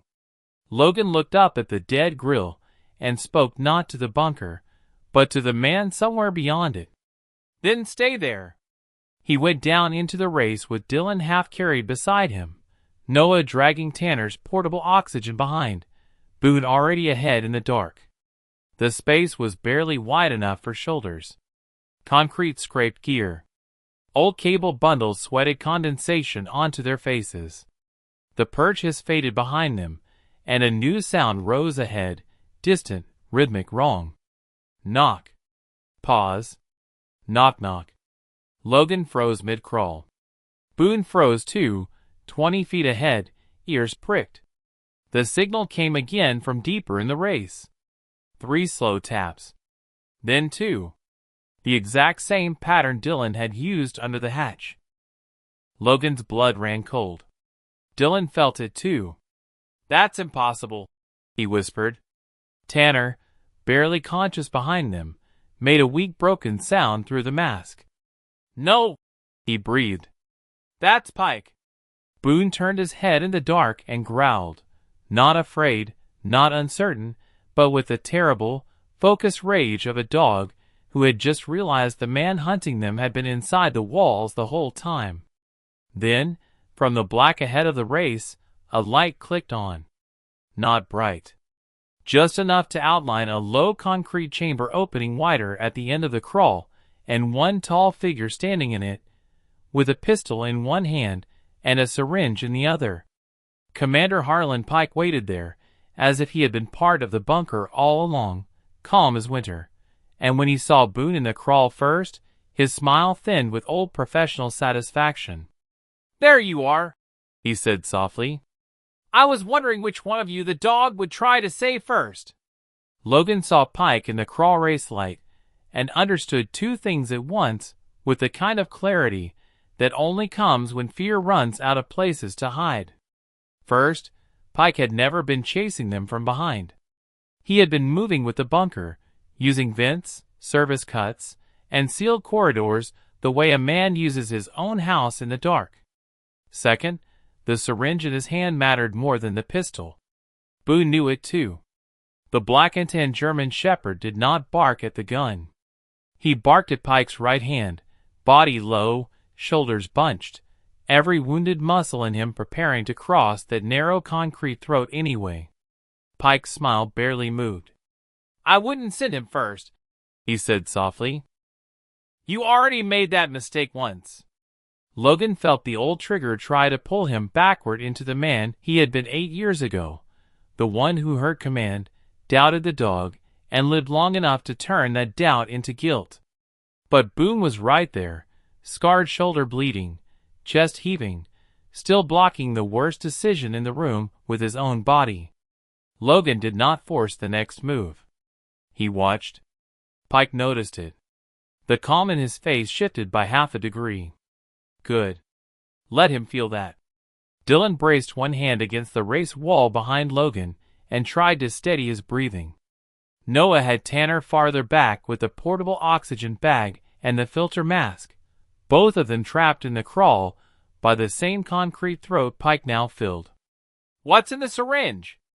Logan asked, buying time because Boone's eyes kept cutting not only to Pike's wrist, but to the seam above his head where a low-service pipe crossed the tunnel. Pike lifted the syringe slightly, just enough for the needle to catch the dim light. "Something kinder than bullets," he said. "You don't remember most of the last time, but your body does. It takes seconds if I hit the neck." Tanner made a weak sound behind them through the mask. Not fear, but recognition so bitter it almost sounded like hatred. "Ketamine and midazolam," he rasped. "He always liked to make memory the thing that died first." Logan's mouth went dry. Boone growled deeper. Pike's gaze flicked past the dog toward Tanner, and for one tiny second his pistol shifted that direction instead of staying locked on Logan. Boone moved immediately, but not in a straight line. He hit the left wall, launched off the concrete, and came in high toward Pike's syringe hand, while Logan fired low at the same exact beat, not at Pike's chest, not at the gun, but at the pipe seam above him where Boone had kept looking. The round punched through the corroded coupling. A pressurized burst of freezing water detonated sideways into the crawl race. Pike flinched on instinct, the syringe arm jerking wide. Boone caught the wrist in midair. The syringe flew, struck concrete, and vanished into the runoff channel. Pike fired reflexively, but the shot went into the ceiling and showered the tunnel with dust. Logan was already on him. The crawl did not allow clean fighting. It became elbows, shoulders, knees, wet concrete, breath, and blind fury. Pike smashed the pistol frame into Logan's cheek hard enough to light white behind his eyes, then drove forward with the kind of brutal compact efficiency that had made men trust him in stack-ups and bad rooms years ago. Logan hated that his body still remembered Pike's rhythm. It saved him this time. He turned with the second strike instead of resisting it, trapped Pike's gun wrist against the wall, and drove his forehead into the older man's face with a crack that made Boone release just long enough to avoid taking the impact too. Pike stumbled one half step. In a normal corridor, that might have saved him. In a crawl race barely wide enough for 2 men abreast, it only exposed what Boone had been waiting for. The shepherd hit Pike in the sternum and drove him backward into the service hatch lip behind him. Metal screamed. Pike's pistol hand slipped. Logan got both hands on the weapon and wrenched it free. Pike immediately went for his throat instead, fingers digging hard, trying to pin him against the wall, and used the cramped space the same way he used every room, turning it into a control problem. "You were always too emotional for command," Pike hissed, blood running from one nostril now, voice finally stripped of its polished calm. "That dog made you weak." Logan answered by slamming the pistol butt into Pike's jaw. Boone hit him again low this time, locking onto the coat sleeve and dragging the arm down. Pike twisted with startling strength and drove a knee into Boone's already wounded shoulder. The dog yelped once, one short involuntary sound that cut deeper than the blow, and Logan saw red. He hammered Pike back into the hatch frame again and again until the steel panel behind the older man shuddered under the impacts. Then something gave. Not in Pike. In the wall. The hidden service hatch behind him popped loose on one side with a hydraulic cough, and cold air flooded the crawl. Pike felt it too. His eyes changed. Not fear exactly. Calculation. Escape. He threw himself sideways through the gap the moment the scene widened enough, using Boone's grip against the dog to tear free of the coat and disappear into the darkness beyond. Logan lunged after him and nearly went through the opening blind before Boone slammed into his thigh and stopped him cold. The shepherd planted, growling into the black gap with every hair raised. Logan forced the flashlight beam through the opening. Narrow steel catwalk. Vertical drop to some lower archive chamber. Fog or vapor hanging low. And 3 red laser dots trembling across the metal grating from opposite angles deeper in the dark. Pike had not fled into chaos. He had fled into another prepared kill channel. Near-resolution twist hit there with surgical precision. They had almost had him in hand, and instead he had pulled them to the final room he'd built for exactly this kind of ending. Tanner saw the lasers too, and sucked air hard through the mask. "Lower archive," he said. "That's where he kept the transport logs. And the dose records." Noah's face had gone pale with more than weakness now. "And the live feed archive," he whispered. "If he reaches the burn rack first, every proof chain in this mountain dies." Logan kept the beam steady. Pike had vanished from sight already, but the lower chamber had woken with him. He could hear drives spinning up somewhere below, relay clicks, the rising whine of some old incineration system drawing current. Boone stopped growling and did something stranger. He lowered himself onto the concrete, put his nose to the edge of the hatch gap, and inhaled once, slowly, deliberately, as if sorting not danger from safety, but one human trail from another among all the machinery and old chemical ghosts. Then he lifted his head and looked not into the archive chamber, but back at Tanner. Just once. Tanner's breath hitched. "He remembers the route," he whispered. Logan turned. "What route?" Tanner's eyes stayed on the dog. "The one you took when you got me out the first time." For a second nobody moved. Then Boone barked once, sharp, decisive, and turned away from the open kill channel entirely, shoving his muzzle under the lip of the crawl's right wall panel where the concrete met a rusted conduit tray. Logan stared, then dropped beside him and swept the light there. Hidden behind the tray, almost invisible under dust and old sealant, sat a narrow maintenance latch wired to a counterweight pulley. Not the obvious path. Not Pike's chosen path. Boone barked again, harder, and Logan understood.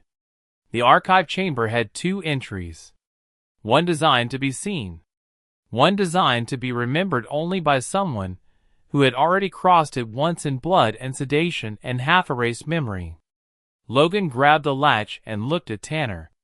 "If I open this, where does it put us?" Tanner's expression tightened with pain and hope, and something close to terror. "Behind the burn rack," he said. "Behind Pike." Boone's eyes locked on Logan's, steady and merciless and loyal all at once. The incineration whine in the archive chamber rose higher. Pike was seconds from burning the whole truth out of existence. Logan wrapped his hand around the hidden latch, took one slow breath, and pulled. The hidden latch released with a deep internal clunk, and the concrete beside the conduit tray slid inward just far enough to reveal a black maintenance throat no wider than a coffin turned on its side. Cold air breathed out of it carrying paper dust, hot wiring, and the bitter metallic smell of an incinerator already running somewhere ahead. Boone did not wait. The black Antan German Shepherd dropped low and drove into the opening with the same wounded, relentless urgency he had carried from the hatch in the woods all the way down into the bunker, and Logan went after him at once because by now he understood the only thing more dangerous than following Boone was hesitating when the dog had already made the right choice. Behind him, Noah caught Logan's sleeve once and forced the words out fast. "Lower archive splits in two. Burn rack on the left. Control wall on the right. If Pike reaches the red cabinet, he can purge the drives and flood the room with suppressant foam." Dylan, half collapsed against the hydraulic spindle, added the last knife twist. "And if he hits the wrong switch first, the service throat locks behind you." Logan looked back just long enough to see Tanner on the cot, mask on, color weak but present, eyes open and fixed on Boone disappearing into the dark. "Keep him breathing," Logan said. Noah gave one grim nod. Logan went in. The crawl was brutally tight, scraping his shoulders, ripping old concrete dust into his face, forcing him forward on elbows and knees while Boone's claws clicked ahead in quick, precise bursts. Halfway through, the service throat widened enough for Logan to see thin bands of orange light pulsing through the slotted floor beneath him. Fire! Not a room on alert now. A room already being eaten from the inside. Boone stopped so abruptly Logan nearly drove into him. The dog's body had gone rigid, muzzle angled through a vent slot, breath coming hard but controlled. Logan eased up beside him and looked down.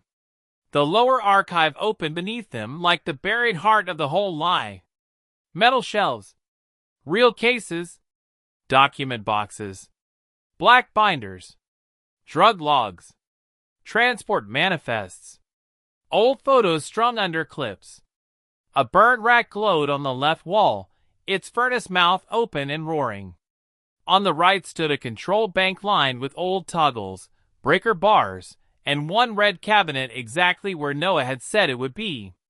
Harlan Pike stood between the two with his Winterfield coat open, one hand feeding file bundles into the furnace, the other working the control bank with terrifying calm.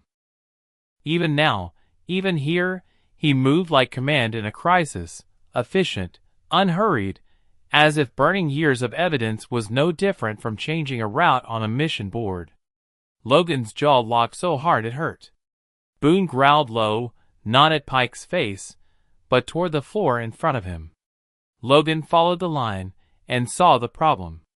A dark strip ran between the service vent beneath him and the archive floor below, trip pressure mesh, old but live, laid across the drop zone in front of the control bank.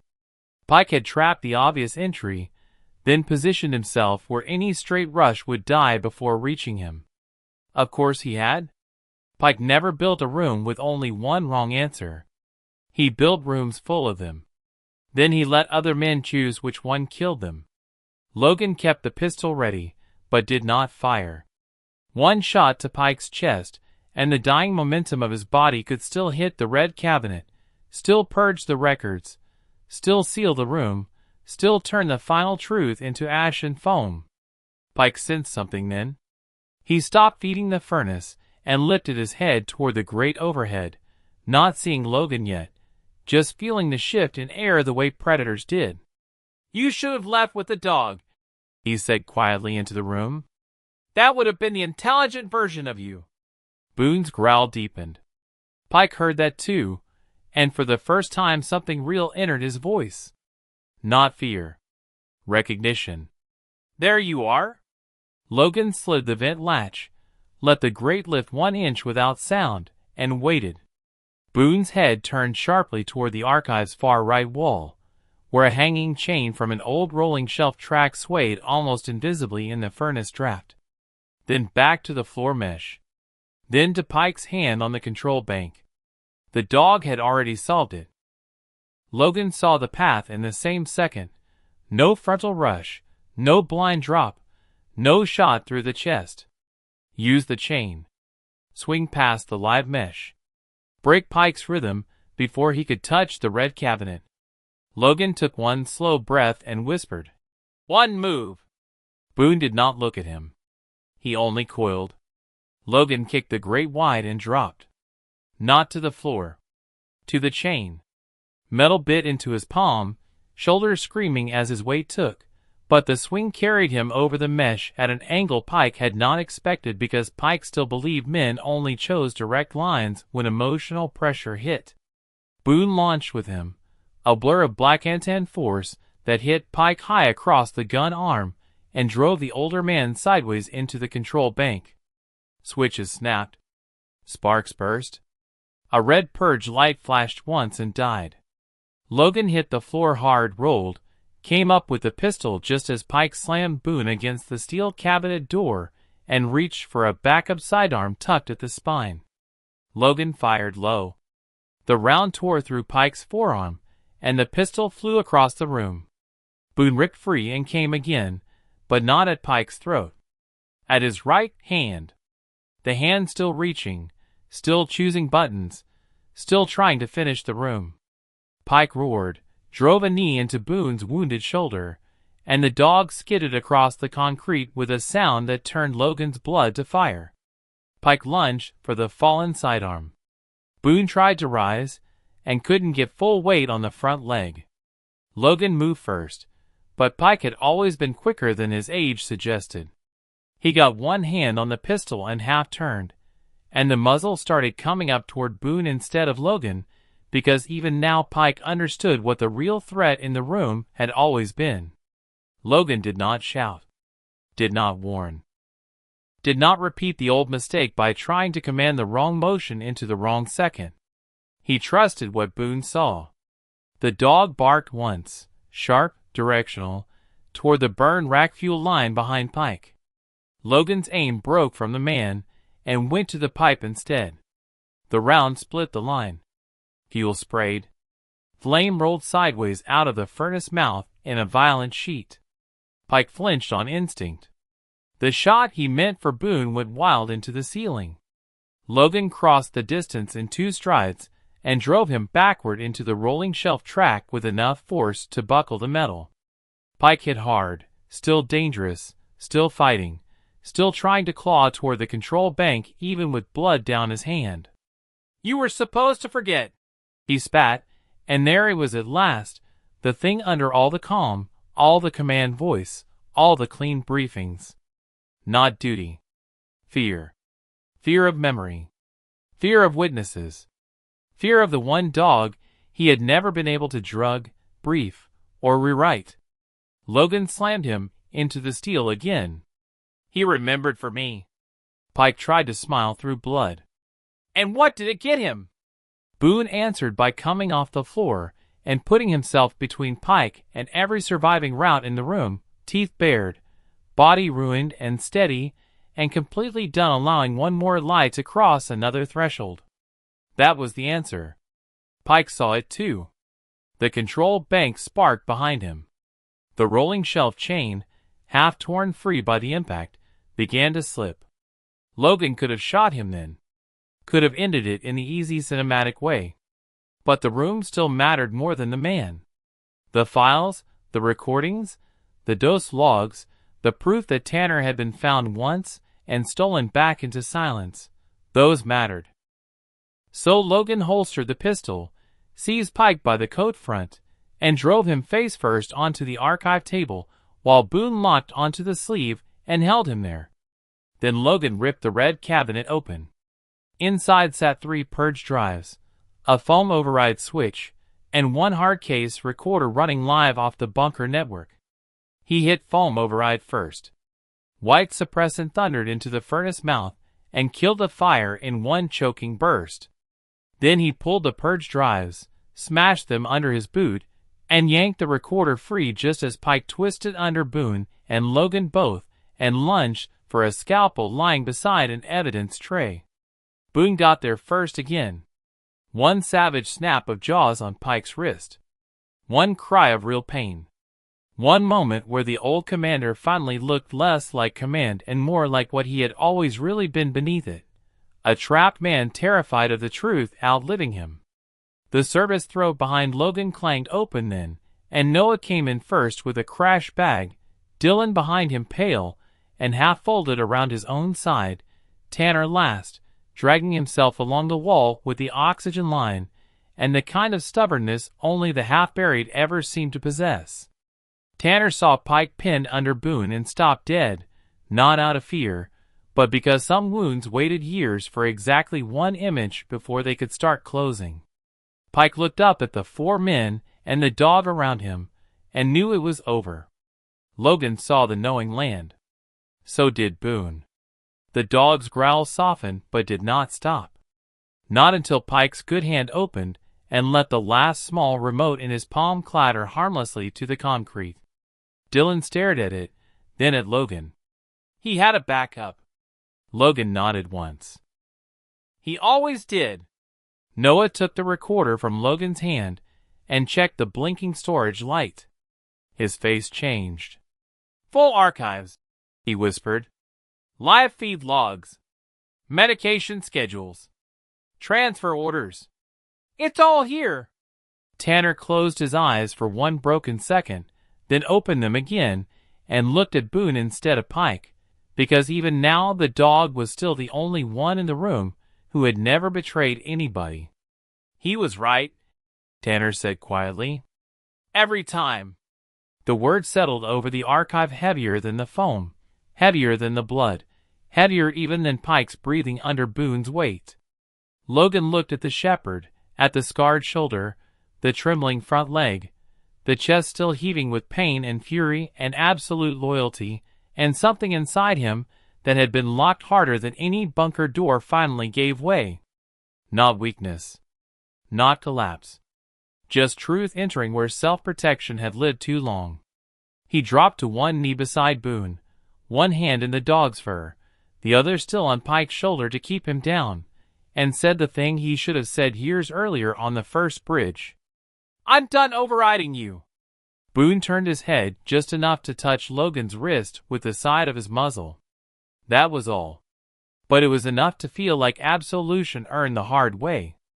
The emergency siren started 30 seconds later, triggered by the destroyed purge bank and the archive breach, and that brought the mountain down on all of them. County, state, medevac, lights in the woods, boots on the surface, radios finding frequencies Pike had kept buried for years. By dawn, H-12 was no longer a rumor or a grave. It was a crime scene. Dylan was on a stretcher but alive. Noah was giving statements through oxygen and exhaustion. Tanner sat under thermal blankets in the open hatch clearing with 1 hand locked in Boone's harness, as if letting go might send him back underground. Pike was alive too, cuffed to a cedar at the edge of the clearing with medics wrapping his ruined wrist because justice, Logan had decided, would hurt him more if it could speak in court instead of disappearing into dirt. Logan sat on the wet ground beside Boone, while the first real morning light pushed through the trees and made the abandoned hatch look smaller than it had any right to after holding so much buried damage. Boone's bandaged shoulder pressed against Logan's leg. The dog was exhausted now, finally allowing the weight of the night to settle into his body. Logan looked out over the woods, then down at the steel keycard, the recorder, the harness panel, and all the proof piled in sealed evidence bags, and understood what the night had really been. Not just a rescue. Not just a trap. A correction. A dog dragging a man 2 miles into the woods not toward danger, but toward the truth He should have followed years ago. Logan slipped one hand under Boone's jaw, and the shepherd looked up at him with those same steady eyes that had refused the hatch, refused the lies, refused every easy wrong choice in between. "You didn't just find them," Logan said softly. "You found me too." Boone laid one paw over Logan's wrist, warm and deliberate and steady, and the gesture carried the whole story inside it. Warning turned to trust, memory turned to mercy, a bridge never crossed because the dog had finally been heard. The sun lifted higher through the firs. Radios crackled. Men in evidence gloves moved around the hatch like it was just another scene. But to Logan it never would be. It would always be the place where the dog chose the truth first, dragged him to it, and refused to let him lose it again.